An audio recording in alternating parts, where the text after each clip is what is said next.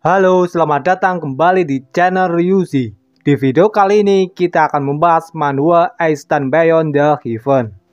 Tapi seperti biasa, alangkah baiknya tekan tombol like dan subscribe-nya terlebih dahulu agar Mimin semangat membuat videonya. Dan tanpa basa-basi lagi, kita ke alur ceritanya. Di part sebelumnya, kita diperlihatkan Yehai yang emosi kepada telur busuk dan menyuruhnya untuk jangan coba-coba mengeruk poin Yehai lagi. Di ruang utama keluarga Ye, seorang tetua keluarga Ye yang bernama Yemang. Yemang sedang protes kepada ayah Yehai mengenai anaknya Yofei yang dibunuh oleh Yehai dan muridnya Ye Huang yang dibotaki oleh Yehai beberapa hari yang lalu. Ayah Yehai bersabar dan menanyakan kenapa dirinya harus mengurusi masalah tersebut. Anak Yemang, Yofei, telah membuli Yehai selama 5 tahun berturut-turut. Ayah Yehai belum meminta Yemang penjelasan dan sekarang Yemang menyalahkan ayah Yehai.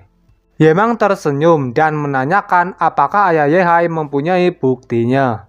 Ayah Yehai emosi dan mengatakan, "Untuk apa bukti? Yofei mati karena ulahnya sendiri." Ayah Yehai bernama Ye Wuji. Yemang mengatakan, apakah Ye Wuji sudah melupakan tentang peraturan keluarga Ye? Menurut peraturan keluarga Ye, 2 lengan harus dipotong dan dilempar ke dalam air, dan juga membunuh sesama keluarga merupakan dosa besar.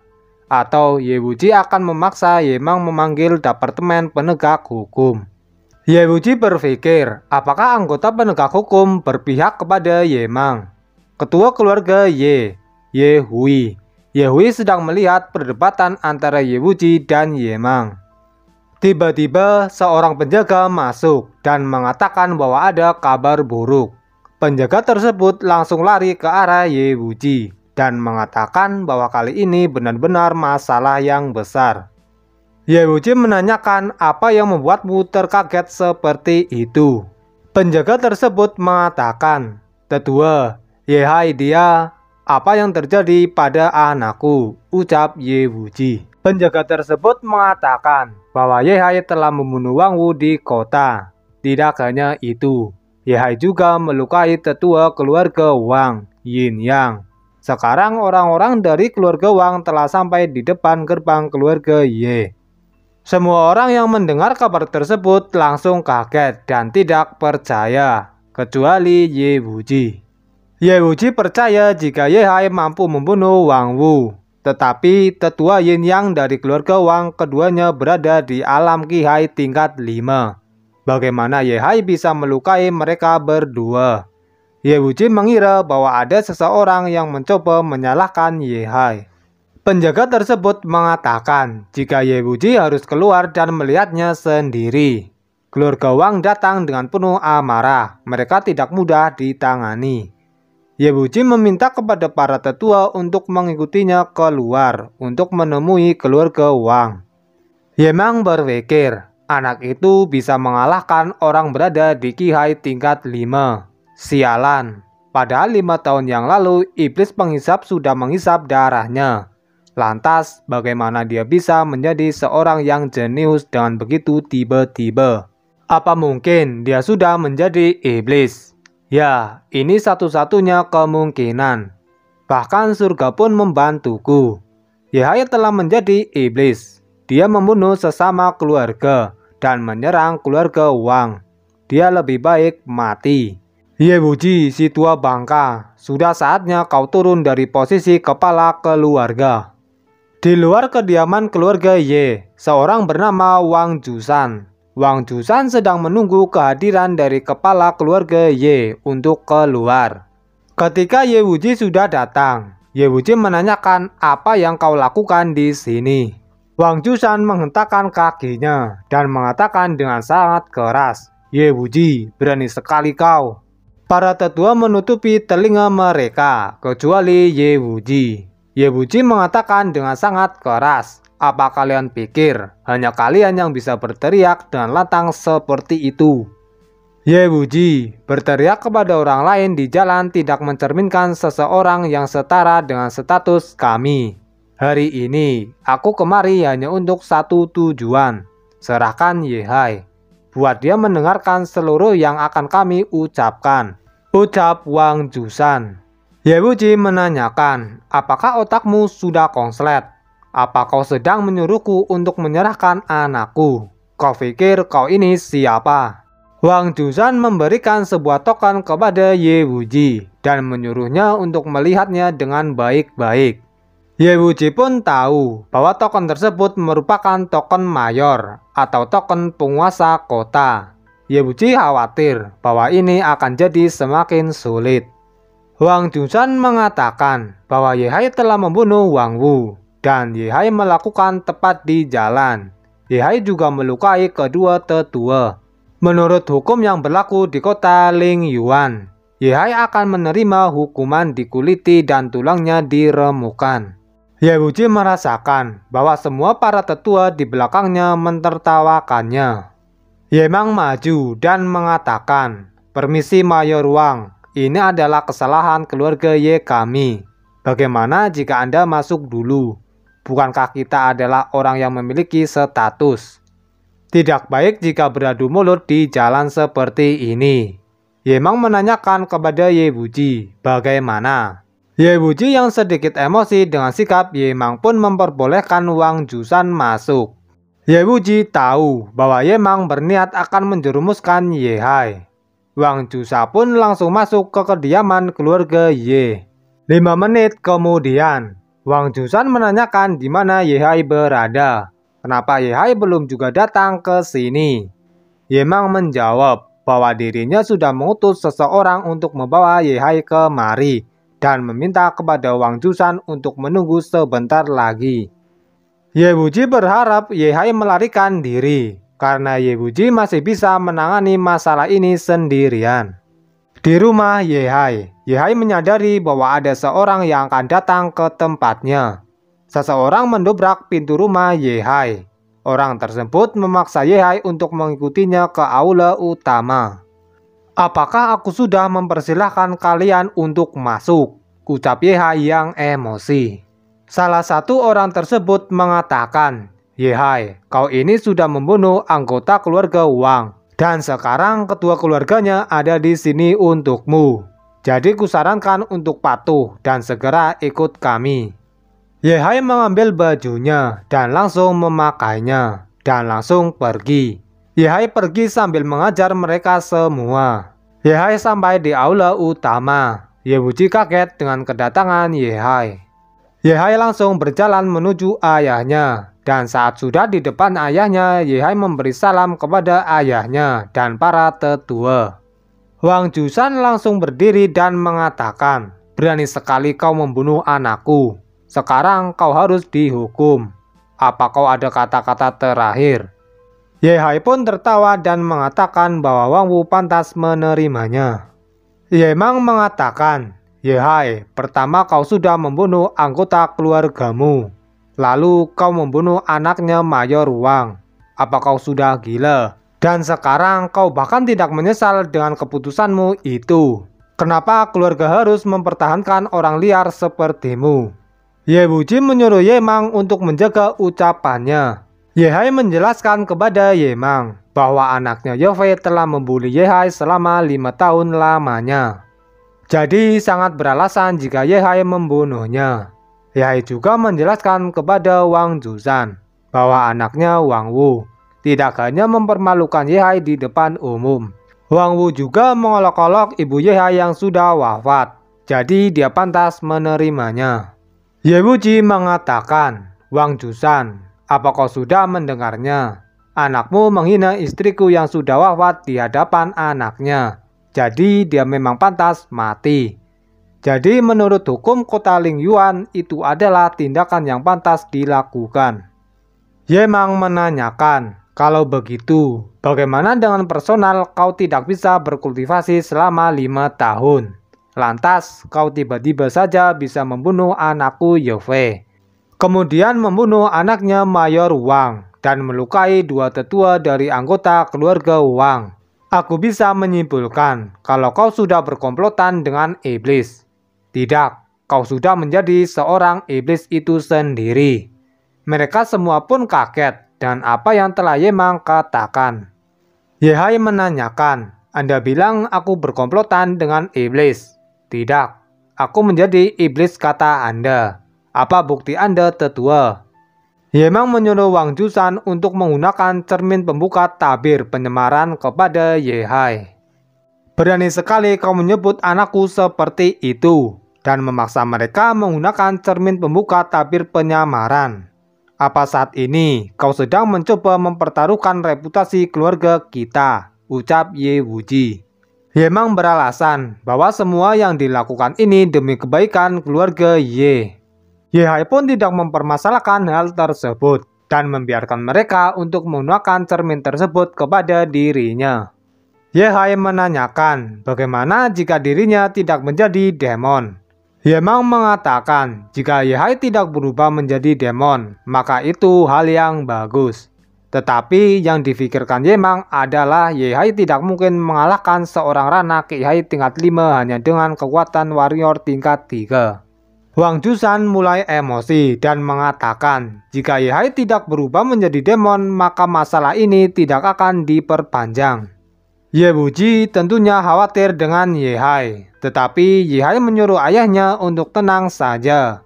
Ye Wuji pun mempersilahkan Wang Jusan untuk mencoba menggunakan cermin tersebut kepada Ye-Hai.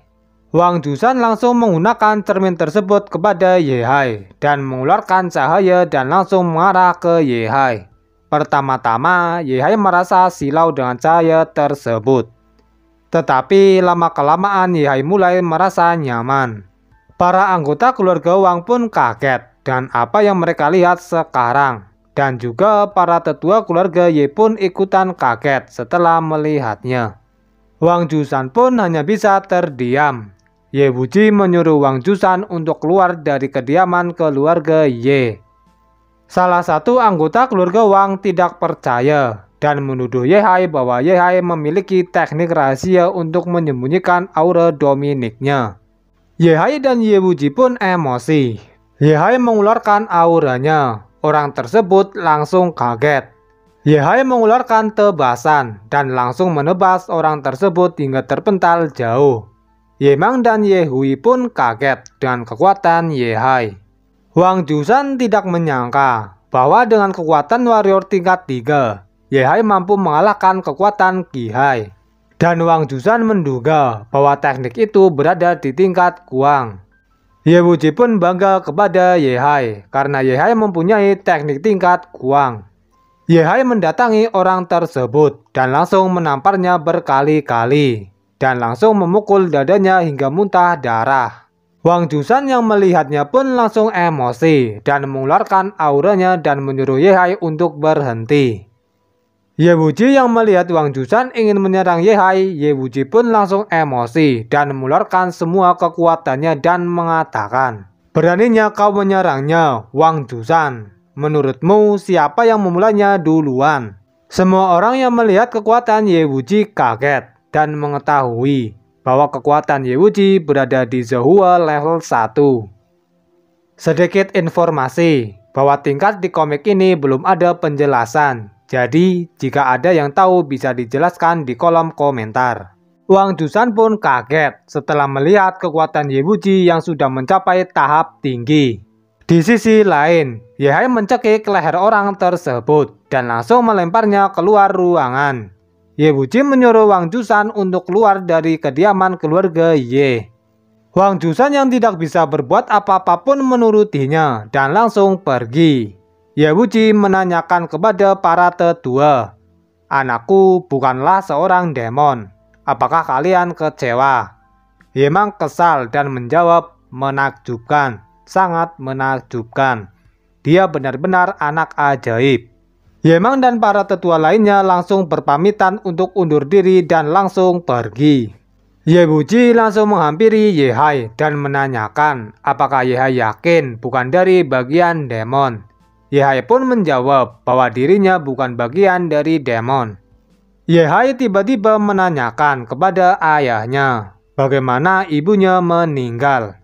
Ye Wuji beralasan bahwa kematian ibunya adalah kesalahannya. Ye Hai mengatakan bahwa Ye Hai membunuh Wang Wu bukan hanya karena pertarungan. Ye Hai menghela nafasnya dan mengatakan dengan serius bahwa Wang Wu mengatakan jika ibunya terbunuh oleh keluarga Wang mereka beberapa tahun yang lalu. Dan Ye Hai menanyakan kepada ayahnya apa yang sebenarnya telah terjadi waktu itu. Dan meminta untuk memberitahu segalanya tentang kematian ibunya. Ye Wuji pun akan memberitahu kepada Ye Hai apa yang sebenarnya terjadi waktu itu. Di tempat lain, di kediaman keluarga Wang, Wang Zhushan dan seorang pemuda sedang duduk di sebuah ruangan. Wang Zhushan menanyakan kepada pemuda tersebut bagaimana pendapatnya tentang Ye Hai. Pemuda tersebut bernama Wang Yi, anak tertua Wang Zhushan. Wang Yi menjawab, "Ayah, Ye Hai mampu mengalahkan tetua Yin Yang hanya dengan Rana Warrior tingkat 3. Pasti dia memiliki beberapa teknik yang sangat hebat. Namun, dia masih bukan apa-apa. Sementara aku, Wang Yi, adalah orang yang bisa menguasai dunia. Setelah 3 bulan, ketika kuil dewa terbuka, aku pasti akan hadir ke sana. Maka, itu adalah saatnya keluarga Wang kita mampu menghancurkan seluruh keluarga Ye." Wang Zhushan pun bangga dengan anaknya dan membiarkan keluarga Ye selama 3 bulan. Beberapa hari setelahnya, di halaman Ye King Yuan, keluarga Ye King Yuan sedang berkultivasi di atas sebuah batu es. King Yuan kaget dan membuka matanya. Ternyata King Yuan telah berhasil menerobos. King Yuan senang bahwa dirinya telah berhasil menerobos ke level Qi Hai tingkat 4.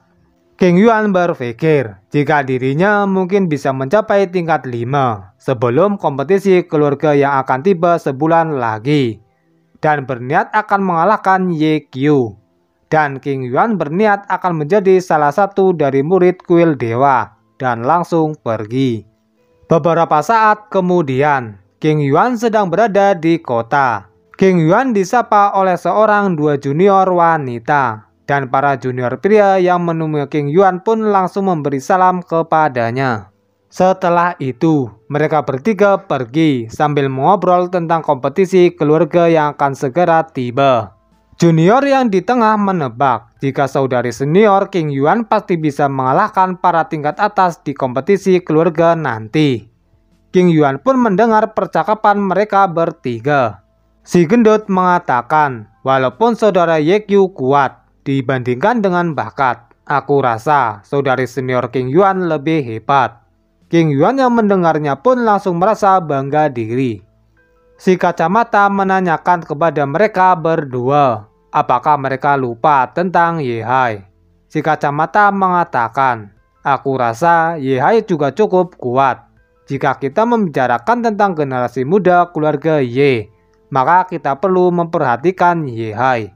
King Yuan yang mendengarnya pun bingung siapa itu Ye Hai. King Yuan bertanya-tanya siapa itu Ye Hai. Dan pada akhirnya King Yuan pun ingat siapa itu Ye Hai. Setelah itu, di setiap King Yuan jalan pasti ada orang yang sedang membicarakan tentang Ye Hai. Sampai-sampai di toilet pun masih ada orang yang sedang membicarakannya. King Yuan sedikit emosi setelah mendengar tentang Ye Hai yang ada di mana-mana. Dan menanyakan apa yang sebenarnya telah terjadi selama King Yuan sedang berada di dalam pengasingan. King Yuan ingin menanyakan langsung kepada Ye Hai dan langsung pergi ke kediaman Ye Hai. Tetapi setelah sampai di kediaman Ye Hai, King Yuan melihat kondisi rumah Ye Hai yang begitu buruk. King Yuan pun bingung kemana Ye Hai pergi. Seorang pak tua sedang lewat di depan kediaman Ye Hai. Pak tua tersebut tahu bahwa itu adalah saudari senior King Yuan dan menanyakan kepada King Yuan apakah King Yuan sedang mencari Ye Hai. King Yuan pun langsung menanyakan di mana Ye Hai pergi. Pak tua tersebut menjawab bahwa Ye Hai telah pindah dari sini. Kediaman Ye Huang sudah berubah menjadi kediaman Ye Hai. King Yuan pun mengerti dan apa yang dikatakan pak tua tersebut dan langsung pergi. Pak tua tersebut tidak menduga bahwa King Yuan juga ikut mencari Ye Hai. King Yuan yang mendengarnya pun langsung kaget Mungkin pembahasan kali ini cukup sampai di sini terlebih dahulu. Dan sampai jumpa di next video.